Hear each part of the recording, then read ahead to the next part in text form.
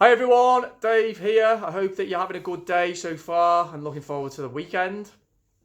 We've had a little bit of snow here, a little dusting, which has turned into a bit of a slushy mess now. But anyway, that's not what this video is about. What I wanted to talk about was information and our relationship to information and how information can be weaponized by the state. So, I think one of the most difficult challenges in life is, I guess, would be to live according to personal truth, which is really important to me. But the first conundrum is, well, what is personal truth? And everyone would have a different answer to that. My answer would be observing the world around me and try to observe it without preconditioned bias, which is difficult because we're all susceptible to that. And then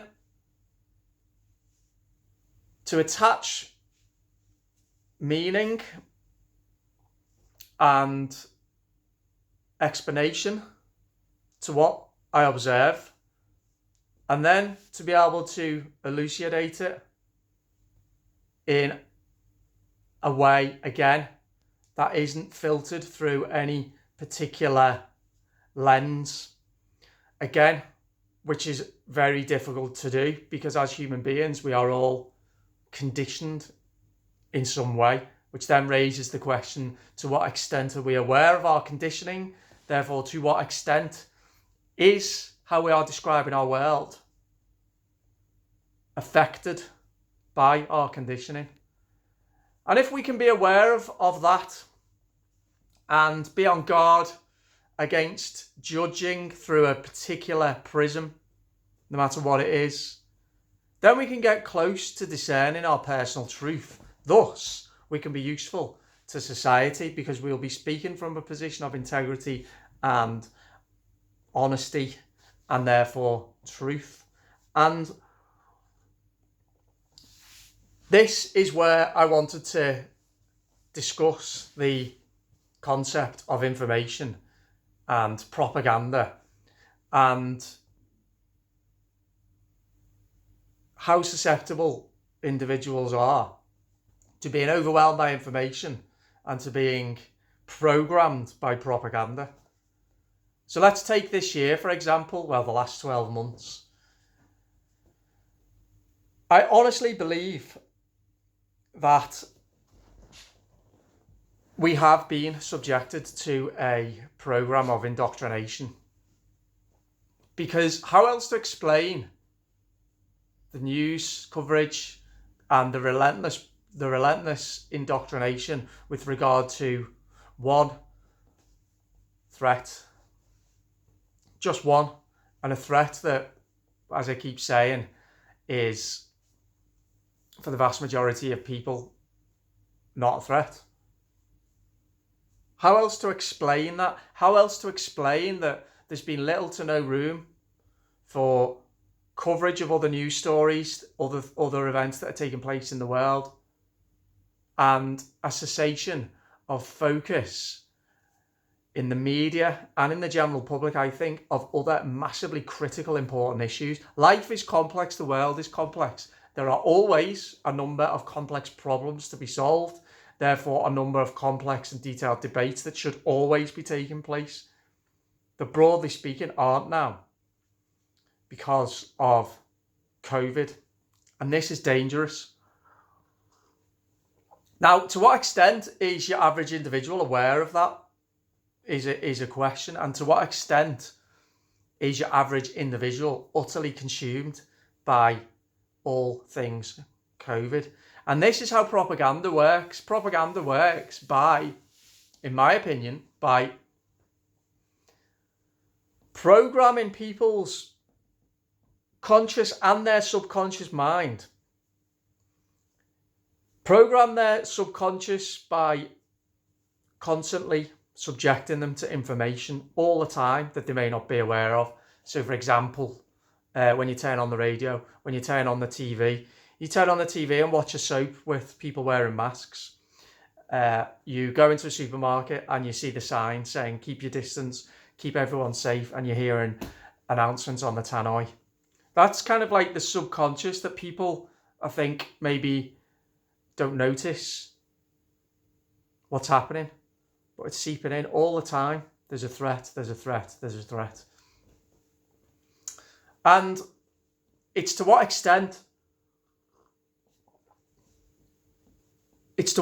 people are aware that that's happening to them, which is when the conscious part of the brain then realizes that, and we can say, right, okay, we are, or are we being subjected to propaganda, to indoctrination? And we can then go and try and distance ourselves from that, broaden the picture, and try and unpick what's being said. Now, how propaganda works, as I said just then, is it programs people to everything starts with the topic and everything ends with the topic, which means everything's filtered through one topic. And I see that with COVID, and I see propaganda that affects people to different degrees. And when you can convince enough people in a society that there is just one thing to worry about, there is just one thing that's important, and there's just one thing to be scared of, then you're on the road to something pretty dark. So the challenge lies in being able to recognize when we may be being programmed. And I say this as somebody who, going back to last March, I fell into this trap as well. Against my better instincts, I did. But I was able to extricate myself, and I don't quite understand how I was able to do that. I've been thinking about that. Well, at what point did I realise I was being brainwashed? And at what point was I able to step back from it and take a more unbiased, a more balanced view, taking into account many different perspectives? I don't know. It's an interesting concept, that how was I drawn in and how did I manage to extricate myself? So it's dangerous, because what the propagandists have managed to do is to convince people of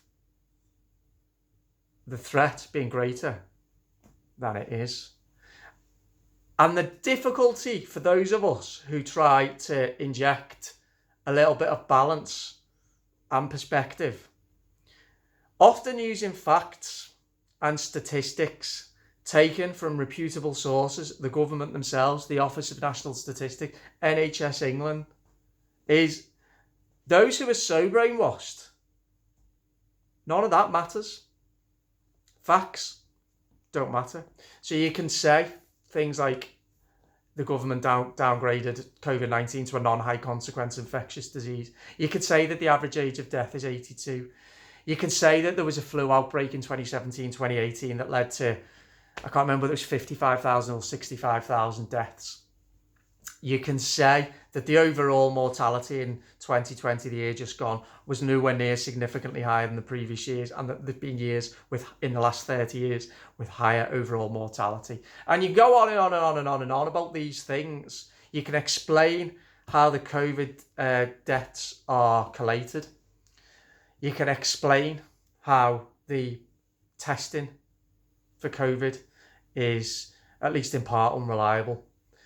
And you can try and ask people to open their minds that the way that the story is being spun isn't necessarily reflective of the truth.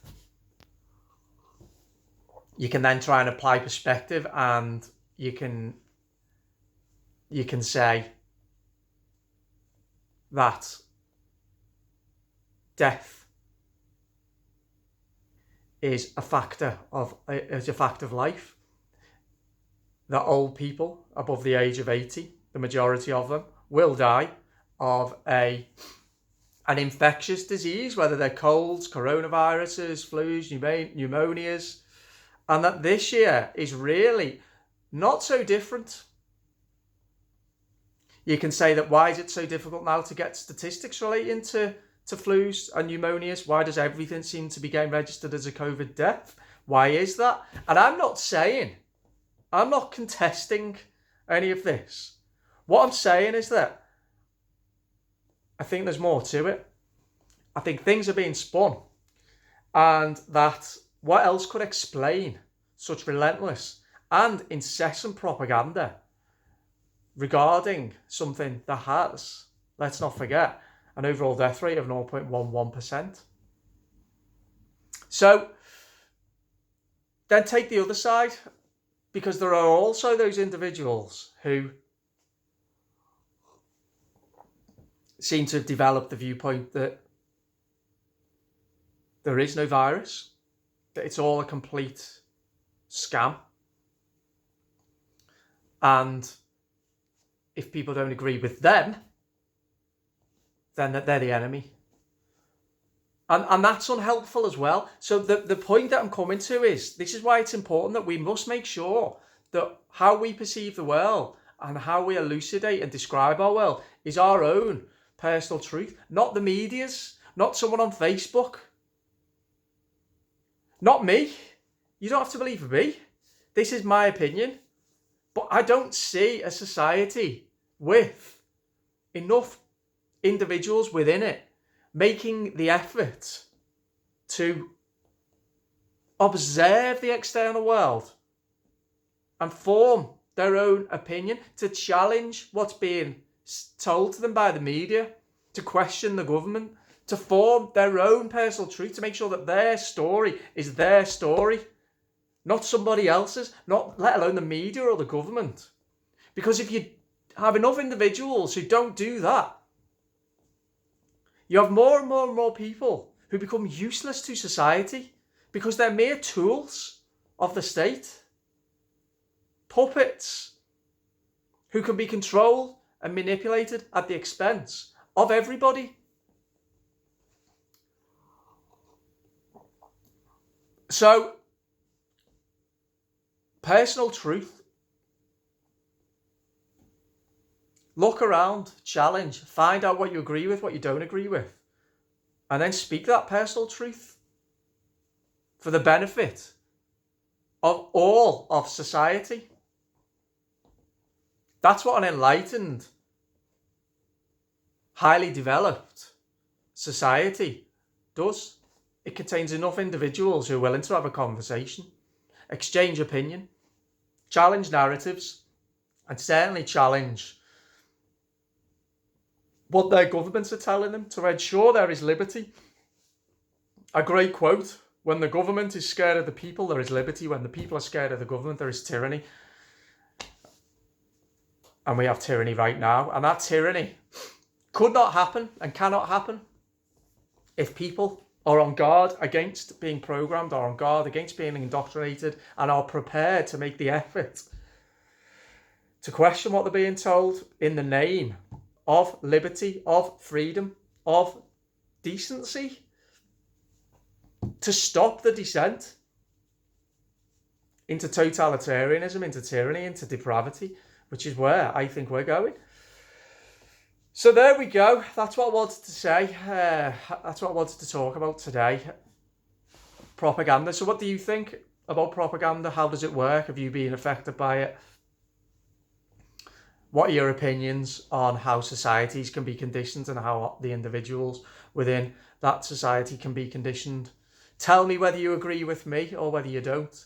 And please subscribe if you like my content. I would really appreciate it. So speak to you soon. Bye-bye.